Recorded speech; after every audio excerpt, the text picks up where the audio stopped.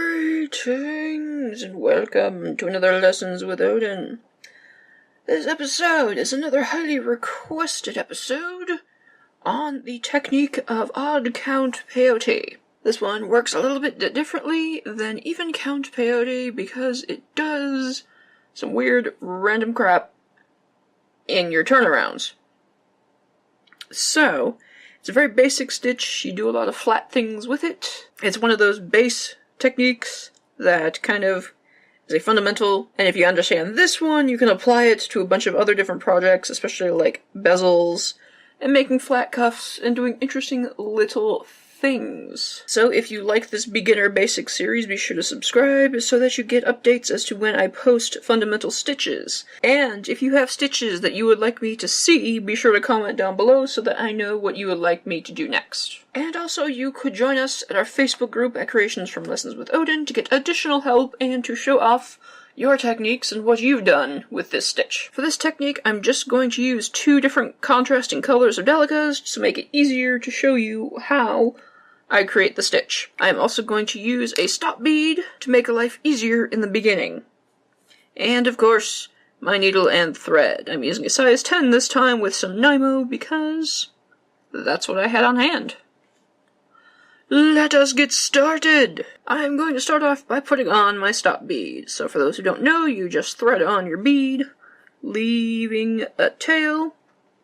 Then you pass your needle back through, and this traps your beads so that they don't slip off.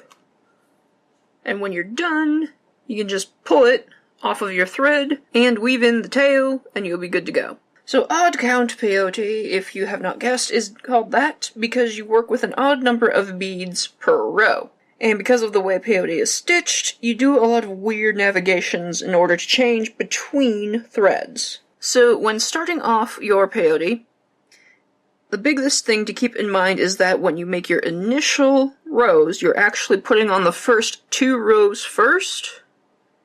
So I'm going to make my first row all in this color, and my second row all in this color. So I'm going to start off by alternating between the 2 colors until I have a length that I want.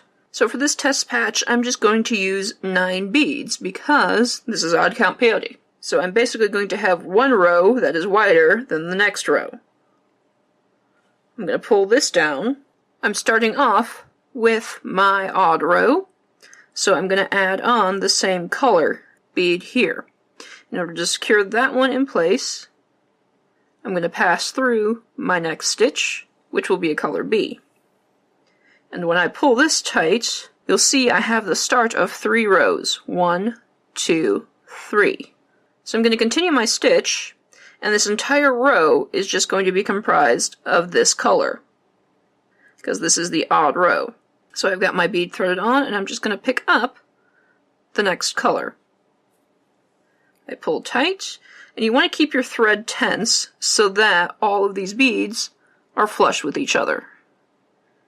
I'll pick up another bead, skip over this one, and move through my color B.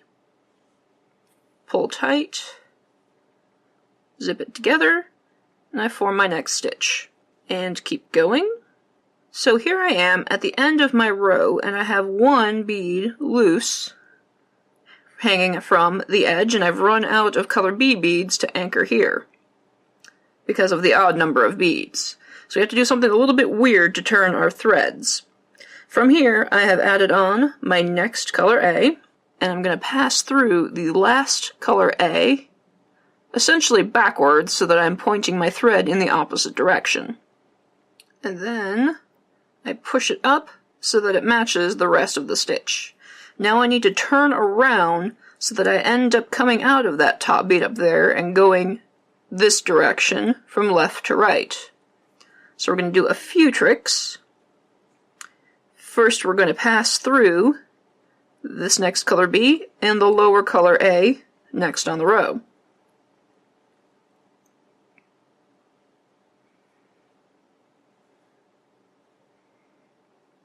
Just like that. Pull tight to keep our tension nice. Now we need to change our direction again So what we need to do is start from the top on the same row. My thread is coming out of this bead. I go here, then through, all the way to the bottom left corner. And as I pull my thread, that loop gets hidden in the stitch, so we don't see the evidence of our turnaround. The last thing to do is pass up through that bead at the top in order to get to our right destination. And we have successfully completed our turnaround.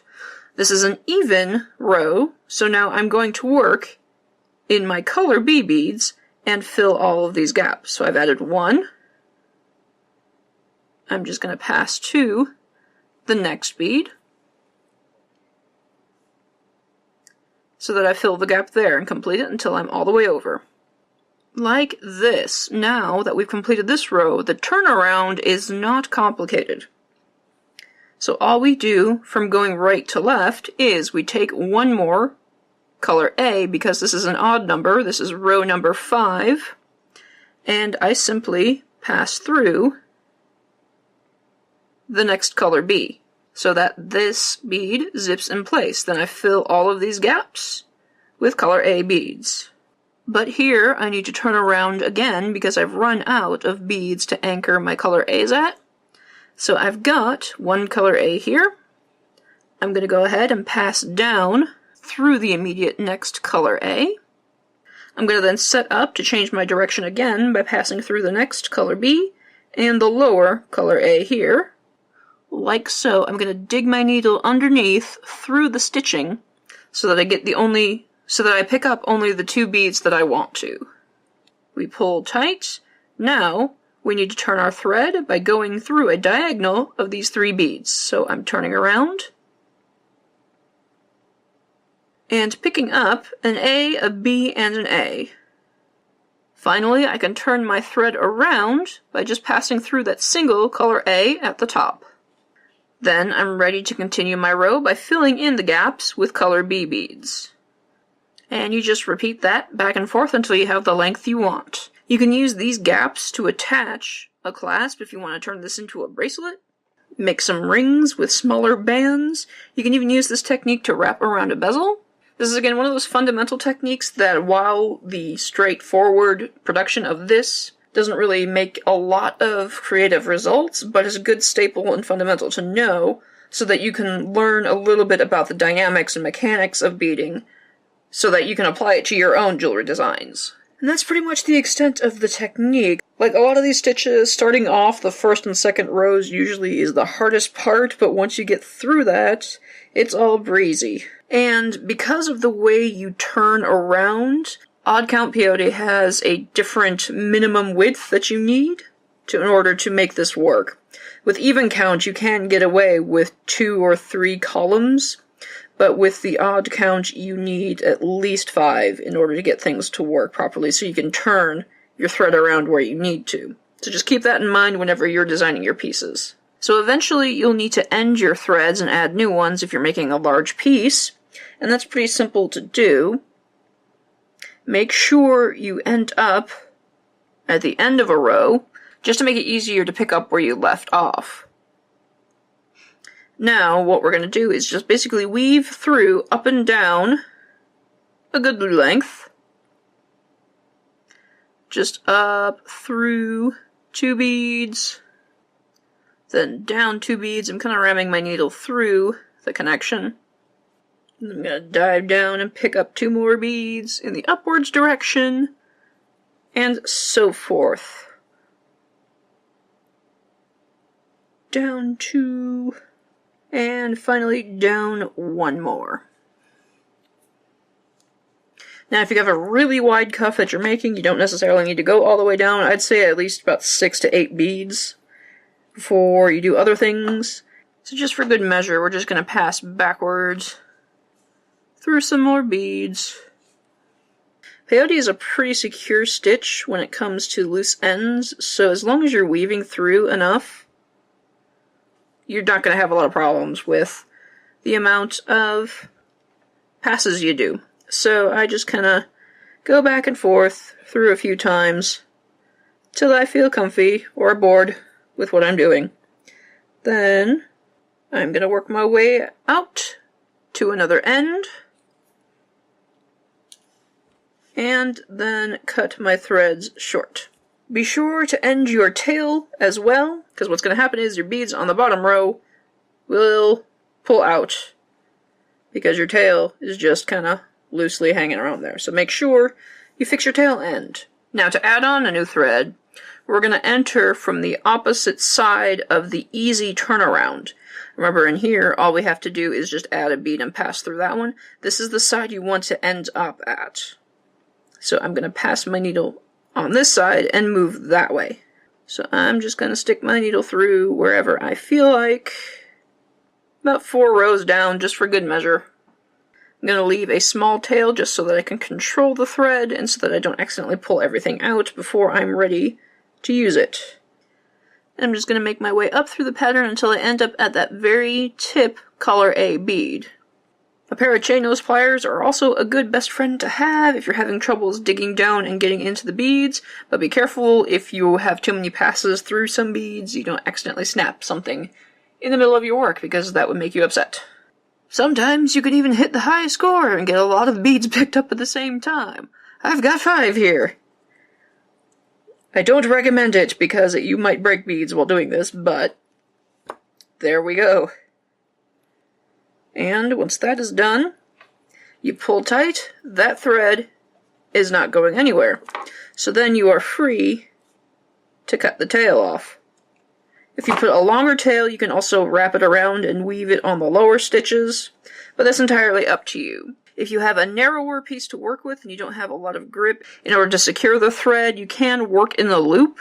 So basically you would go up, let's say from the end here, you would go up like 1, 2, 3, then move down 1, go up 1, through this one, go over this one, down, and then finally go to wherever your destination is. You basically make a loop around inside using this grid pattern in order to make your destination work.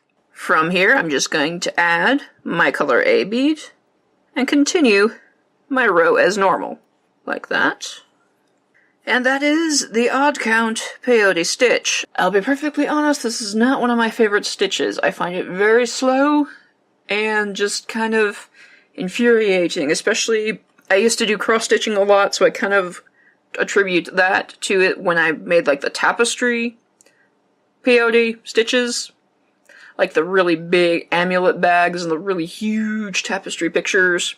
That was what I learned on, and I did not have a fun time, so I wish I slowed it down and taken it easier. Then I probably would have had a better time with this stitch, and I probably would like it more and use it more. But you can have fun with this by making cuffs, rings, you can even create beads by zipping them together. If you added another row of color B here, and just kind of zigzag thread through, you can make your own little beads and make some interesting designs with that. Again, it's a fundamental, so it's something that once you get the hang of, you can apply your knowledge to other projects in more complicated designs, and have a general good time. If you've made something using this technique and you want to show it off, be sure to join us at our Facebook group at Creations from Lessons with Odin. There is a fantastic load of people who would love to see what you've done. Be sure to like up this video and subscribe if you want to see more bullshit from me. Check out my other beginning basics tutorials right here on YouTube, and check out my other shenanigans that I do on this channel. Check out me all across the interwebs, from my Skillshare classes as well as my writing blogs.